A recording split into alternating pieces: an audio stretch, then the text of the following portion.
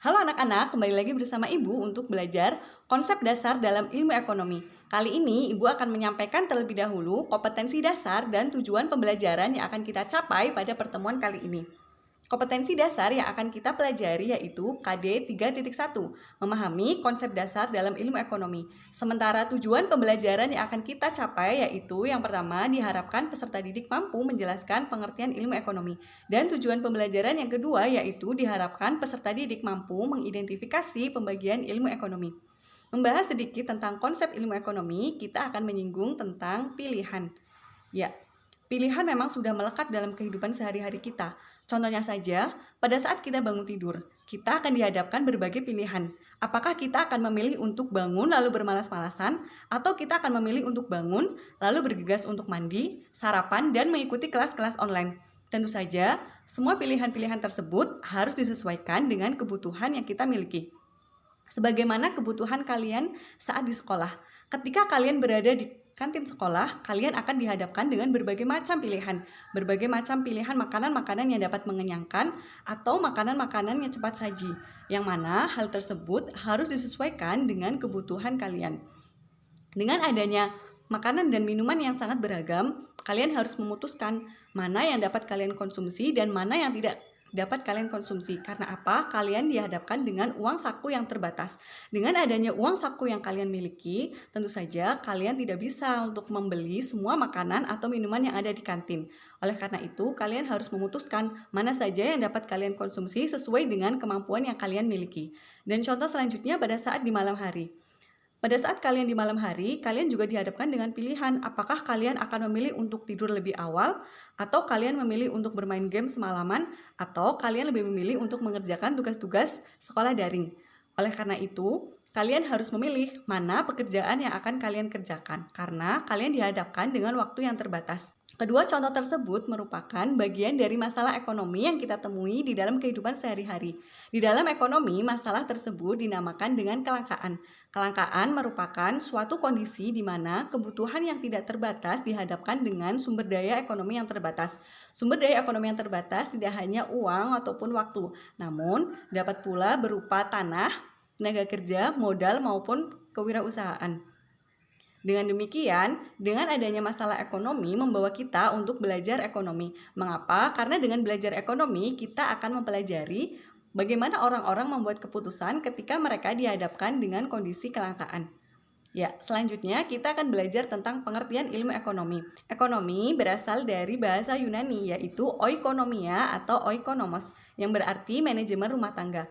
Asal katanya dari oikos yang berarti rumah tangga atau keluarga dan nomos yang berarti peraturan, aturan, dan hukum.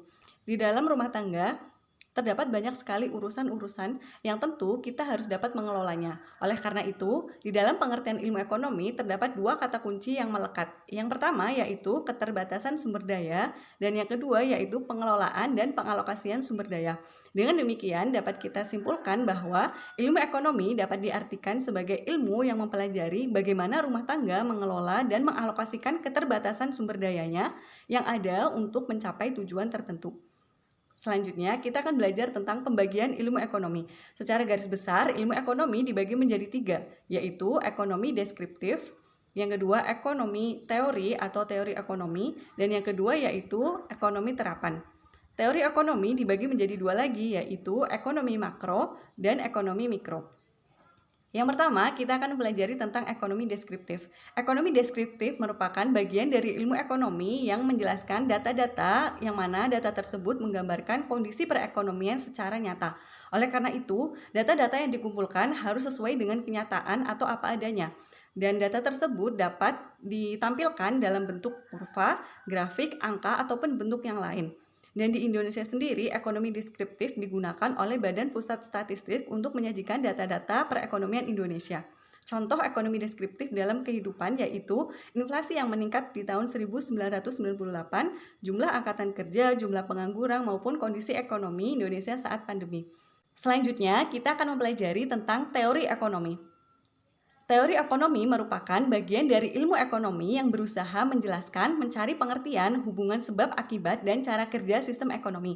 Teori ekonomi ini dibagi menjadi dua, yaitu ekonomi makro dan yang kedua yaitu ekonomi mikro. Ekonomi makro berusaha untuk mempelajari kegiatan perekonomian secara keseluruhan, sementara ekonomi mikro berusaha mempelajari kegiatan perekonomian secara individual.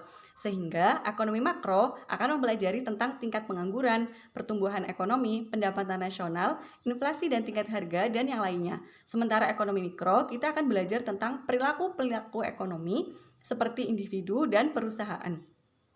Untuk selanjutnya, kita akan belajar tentang ekonomi terapan.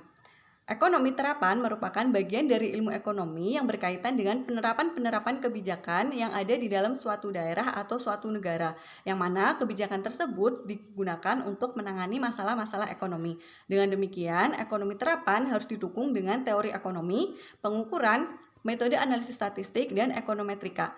Contoh penerapan ekonomi terapan yaitu yang dapat dilaksanakan atau dilakukan dalam suatu perusahaan, ekonomi moneter, atau di dalam perbankan. Ya, itu saja yang dapat Ibu sampaikan pada pertemuan kali ini. Semoga kalian bisa memahami materi tentang konsep ilmu ekonomi. Sampai jumpa. Terima kasih. Selamat belajar.